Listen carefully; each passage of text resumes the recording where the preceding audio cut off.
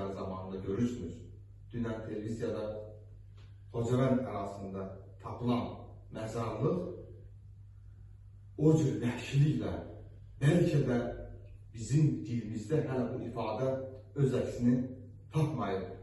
Biz söz tapıb deyə bilmirik ki, bu vandalizmdir, bu barbarlıqdır, bu faşistlik, terrorizmdir. Biz buna söz tapıb deyə bilmirik.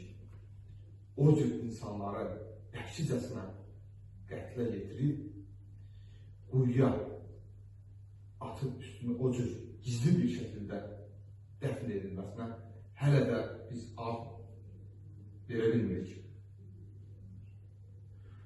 Xocalı faciəsinə Azərbaycanın dahi rəhbəri Ulu Öndəri Heydər Əliyevin təşəbbüsü ilə 94-cü ilin fevral ayında Milli Məclisdə qərar qəbul edildi.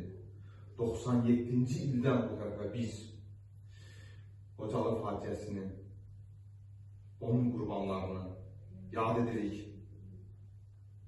Hər il fevralın 26-cı günü ölkə ərazisində saat 5-də 17:00-da sükut dəqiqəsi elan edilir.